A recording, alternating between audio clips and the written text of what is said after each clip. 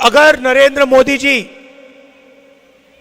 Statehood नहीं देंगे तो इंडिया गठबंधन उन पर पूरा दबाव डालेगा, प्रेशर डालेगा, पार्लियामेंट में प्रेशर डालेंगे कि जम्मू कश्मीर को स्टेटहुड वापस दो। और अगर इन्होंने नहीं किया तो जैसे ही इंडिया गठबंधन की सरकार दिल्ली में आएगी, हम आपको आपका स्टेटहुड दे देंगे। दिल्ली में जो सरकार है वो 2-3 अरबपतियों की सरकार है। यहां जो आपको सही दाम नहीं मिल रहा है, हिमाचल प्रदेश में भी सेब के किसानों को सही दाम नहीं मिलता है, उसका कारण अदानी है। नरेंद्र मोदी जी की सरकार 10-15 अरबपतियों के लिए काम करती है। जो भी वो करते हैं 10-15 लोगों के लिए करते हैं। एयरपोर्ट्स, पोर्ट्स, इंफ्रास्ट्रक्चर, सारा का सारा ये 2-3 लोगों को देते हैं और ये 2-3 लोग इनकी मार्केटिंग करते हैं। जम्मू कश्मीर का युवा रोजगार चाहता है, उसको नहीं मिल सकता है। अगर वो एंटरप्रेन्योर है, छोटा बिजनेस चलाता है, मिडिल साइज बिजनेस चलाता है, हैंडीक्राफ्ट्स का काम करता है, तो बैंक के दरवाजे उसके लिए बंद हैं, टेक्निकल सपोर्ट नहीं है। पूरा का पूरा सिस्टम 10-15 अरबपतियों की मदद करने में लगा हुआ है। जीएसटी में आप पैसा देते हो, जितना पैसा आप देते हो हिंदुस्तान के गरीब लोग देते हैं, उतना ही पैसा अदानी देता है। अगर आप शर्ट के लिए 18% देते हो तो अदानी भी उसी शर्ट के लिए 18% देता है। जितना जीएसटी गरीब व्यक्ति देता है उतना अरबपति देता है। महंगाई बढ़ती रहती है, कर्जा माफ होता है तो अरबपतियों का होता है। 16 लाख करोड़ रुपए नरेंद्र मोदी जी ने 20-25 लोगों के माफ किए। मगर किसान हो, मजदूर हो, छोटा व्यापारी हो, कॉलेज स्टूडेंट हो, इनका कर्जा कभी माफ नहीं होता है। जहां भी ये जाते हैं भाई को भाई से लड़ा देते हैं। एक धर्म को दूसरे धर्म से लड़ाएंगे, एक भाषा को दूसरी भाषा से लड़ा देंगे, एक जात को दूसरी जात से लड़ा देंगे। नफरत और हिंसा की इनकी विचारधारा है और इन्होंने ये पूरे देश में फैला दिया है। आप देख रहे हैं देश लाइव, देश की आवाज। आप सबका यहां बहुत बहुत स्वागत, नमस्कार। कैसे हैं आप लोग? ठीक हैं? हाजी जी, एक शिकायत से मैं शुरू करना चाहता हूं। आप मुझे यहां बुला लेते हो, आधे घंटे के लिए, 1 घंटे के लिए बुला देते हो, मगर 1-2 दिन के लिए कभी यहां नहीं बुलाते हो मुझे। और तो मैं चाहता हूं कि आप मुझे यहां बुलाओ तो 2-3 दिन के लिए बुलाओ। फिर एक और बात, आपने यहां पे टेबल पर अखरोट रखा, काजू रखा, किशमिश रखा, मगर ये सोपोर का सेब नहीं रखा आपने। और मामला इसी का है, मेन मामला इसी का है। इस सेब को पूरी दुनिया में पहुंचाना है, अमेरिका में पहुंचाना है, जापान में पहुंचाना है, चाइना में पहुंचाना है, क्योंकि ये आप लोगों की मेहनत है। इसमें सोपोर की जनता की मेहनत है और इसी में आपका भविष्य है। और मैं चाहता हूं कि ये सिर्फ हमारे देश में नहीं, मगर ये पूरी दुनिया में पहुंचे। आजकल अमेरिकन सेब हमारे देश में खाया जाता है। मैं चाहता हूं कि ये सेब अमेरिका में खाया जाए। जब भी सेब खाया जाए लोग कहें कि हाँ भैया, ये सोपोर का सेब जम्मू कश्मीर से आया है। सबसे पहली बात, शायद सबसे जरूरी बात, आपकी स्टेटहुड की है।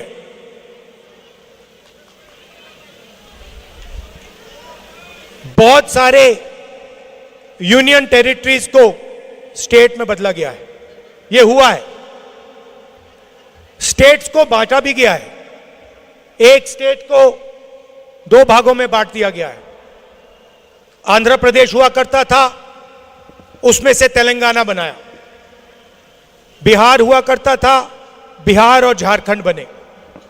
मध्य प्रदेश में से छत्तीसगढ़ बनाया गया। मगर पहली बार इतिहास में, हिस्ट्री में एक स्टेट को यूनियन टेरिटरी में बदला गया है। और यह शर्म की बात है, यह हिंदुस्तान में कभी पहले नहीं हुआ है। पहली बार जम्मू कश्मीर के लोगों को कहा गया है कि भैया आप स्टेट नहीं हो, आप यूनियन टेरिटरी हो। आपको चीफ मिनिस्टर नहीं चलाएगा, एमएलए नहीं चलाएंगे, आपको बाहर के लोग, लेफ्टिनेंट गवर्नर, ब्यूरोक्रेट्स चलाएंगे। हम चाहते थे कि चुनाव से पहले आपको आपका स्टेटहुड वापस दिया जाए। और जम्मू कश्मीर के सब लोग ये चाहते हैं, सब लोग ये चाहते थे कि स्टेटहुड हमें पहले वापस मिले और उसके बाद चुनाव हो। नहीं हुआ, ठीक है, पहला कदम चुनाव है, मगर इसके बाद जम्मू कश्मीर को स्टेटहुड मिलना ही पड़ेगा।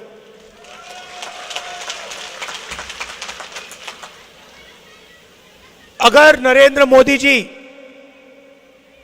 स्टेटहुड नहीं देंगे तो इंडिया गठबंधन उन पर पूरा दबाव डालेगा, प्रेशर डालेगा, पार्लियामेंट में प्रेशर डालेंगे कि जम्मू कश्मीर को स्टेटहुड वापस दो। और अगर इन्होंने नहीं किया तो जैसे ही इंडिया गठबंधन की सरकार दिल्ली में आएगी, हम आपको आपका स्टेटहुड दे देंगे। अगर इस सेब को अमेरिका में, जापान में पहुंचाना है तो पहला कदम आपको स्टेटहुड देना है, उसके बिना नहीं हो सकता। दिल्ली में जो सरकार है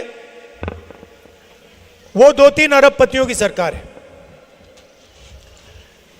यहां जो आपको सही दाम नहीं मिल रहा है, हिमाचल प्रदेश में भी सेब के किसानों को सही दाम नहीं मिलता है, उसका कारण अदानी है। नरेंद्र मोदी जी की सरकार 10-15 अरबपतियों के लिए काम करती है। जो भी वो करते हैं 10-15 लोगों के लिए करते हैं। एयरपोर्ट्स, पोर्ट्स, इंफ्रास्ट्रक्चर, सारा का सारा ये 2-3 लोगों को देते हैं और ये 2-3 लोग इनकी मार्केटिंग करते हैं।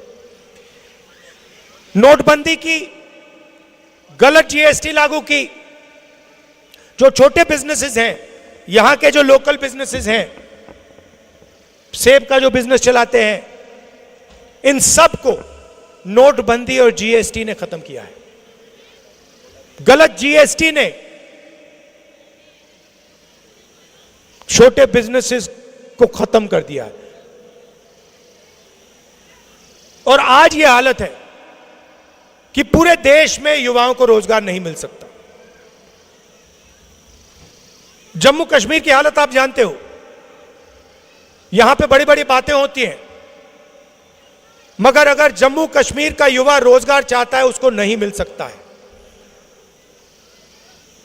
अगर वो एंटरप्रेन्योर है, छोटा बिजनेस चलाता है, मिडिल साइज बिजनेस चलाता है, हैंडीक्राफ्ट्स का काम करता है, तो बैंक के दरवाजे उसके लिए बंद हैं, टेक्निकल सपोर्ट नहीं है,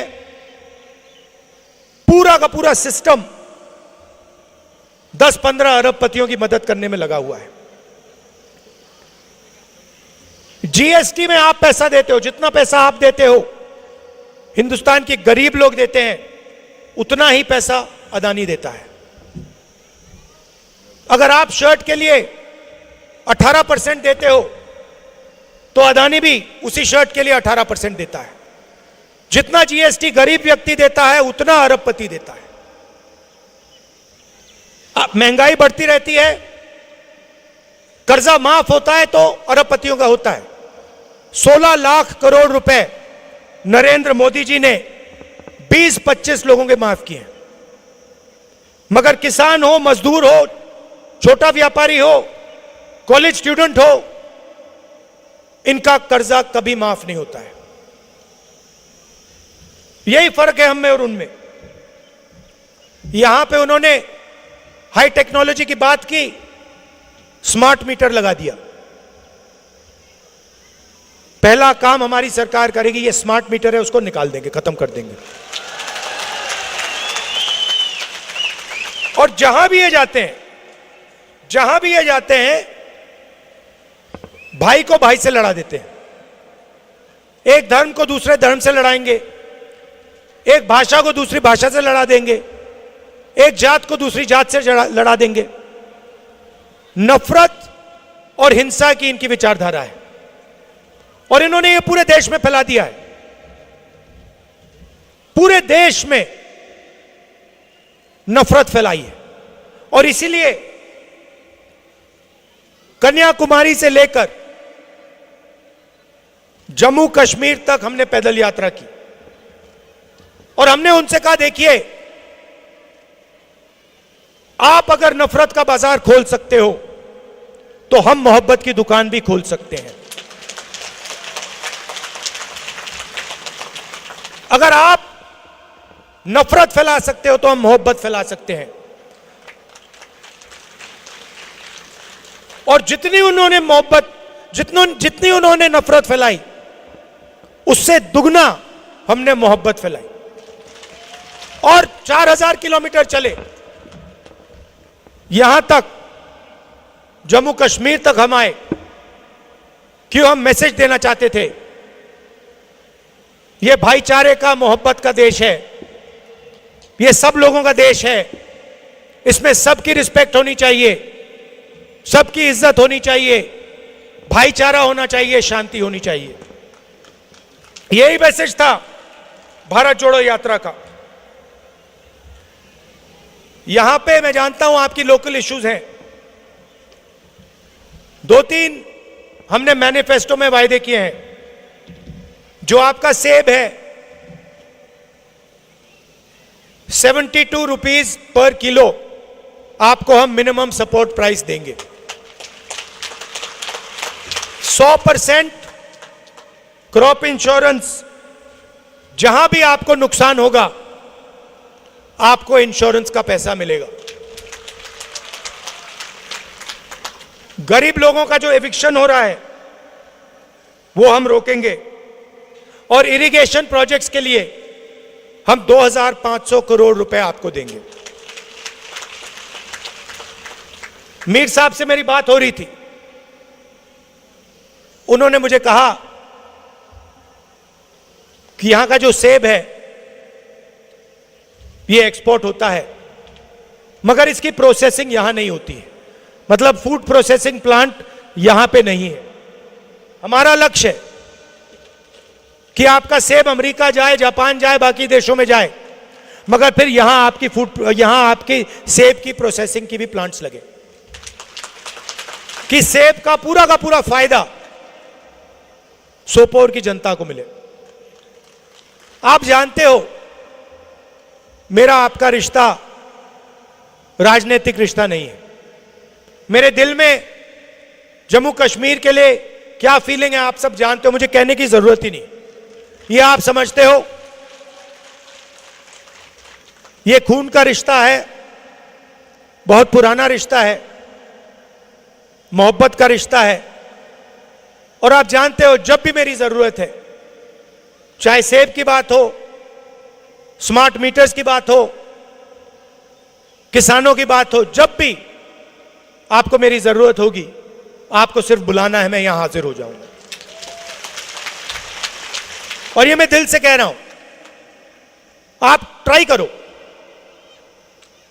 करो, अगली बार कहना अपने एमएलए से कहना, जो जीतेंगे उनसे कहना भैया राहुल जी को बुलाओ, और आप देखना जैसे ही आप मुझे बुलाओगे मैं यहां हाजिर हो जाऊंगा।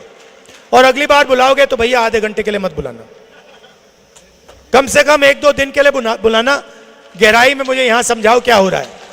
आप सबका दिल से बहुत बहुत धन्यवाद। नमस्कार, जय हिंद।